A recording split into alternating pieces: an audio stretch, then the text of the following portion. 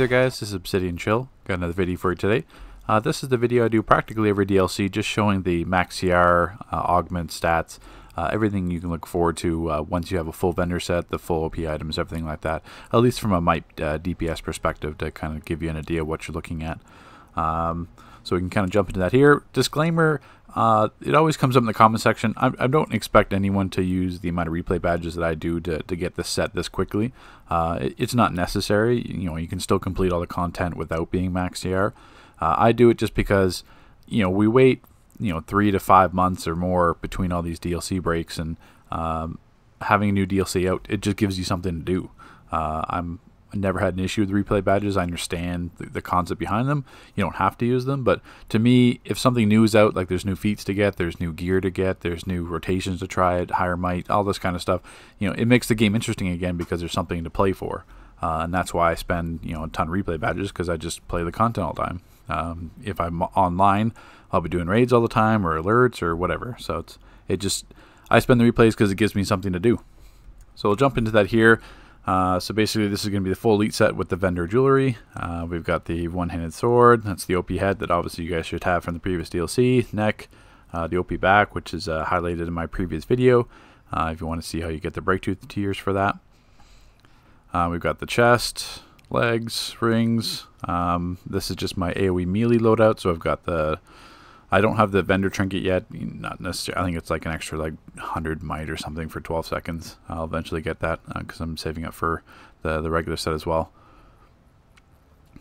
Face, shoulders, hands, waist, feet, rings, and then the artifacts I'm running: Soul Amplifier, Scrap the Soul Cloak, and Gemini. Technically, I could put the well, 2. I haven't got my pet artifact to 160 yet. That could take a place of the Soul Cloak for an extra % on the might, because it's 4% might. And then the Tetrahedron instead of the Gemini, which would give you an extra 636 base might. So, but at least with this setup, you're looking at 95,602 health, 44,484 base. Precision's 13,709, and that's going to be with the max augments. That's the 23 rank augment. The augments are actually really helpful this DLC, just because you get the 50% reduction in the madness damage, as well as you get 20% from the soul inferno and 30% from the obelisk. So these augments are actually quite handy. So if you're looking for one to level up to 23 quickly, I would certainly recommend these, because it's going to help you in the elite raids for sure.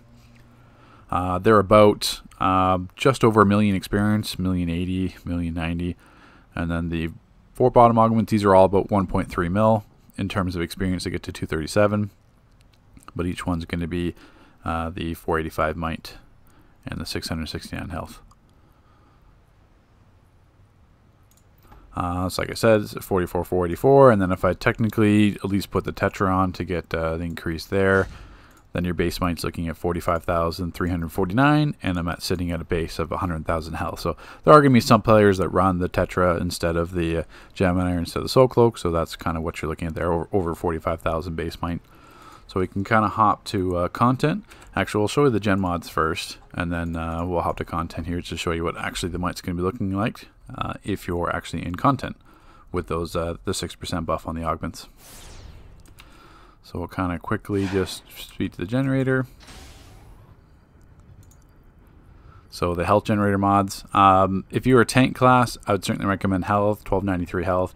If you're like a controller, healer, whatever, you can certainly put the power mods in. Just since I'm a tank, I'm taking the health mods. Or if you care about proccing the Tetra to the highest, it's going to be health mods. Same thing, support, just because I'm a tank, I'm running Dom. And then offense, the might ones are 517 might in those generator mods. And then I forgot to mention, but in the elite procs, I'm just rocking the 2 might ones, 1%. The type C and type D don't really matter for either tank or DPS. I don't even run the group breakout as fire. Auto breakout's kind of handy, but once again, you're not waiting for it. So really, it's just the type A and type B mods. Okay, so now that we're actually in content in the duo with the augment head mods, you're looking at 47,349 base might. That's with the Tetra as well, so we get a little bit of bonus there, like an extra the 600. But if you're running, say, the Tetra and Soul Amplifier, you're looking at the over 47k might with those augment buffs.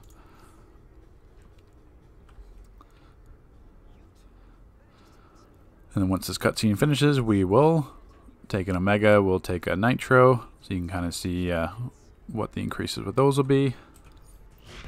So the Nitro 1035 might, this DLC. And the compound's the regular 5%. So with the Nitro and compound, I'm sitting at 50,538 base might. And then if I hit something to proc the Tetra and escalating might, I'm looking at almost 57,000 might. 56,940. Just with the buffs there for escalating might and the Tetra. So that's kind of go back into here.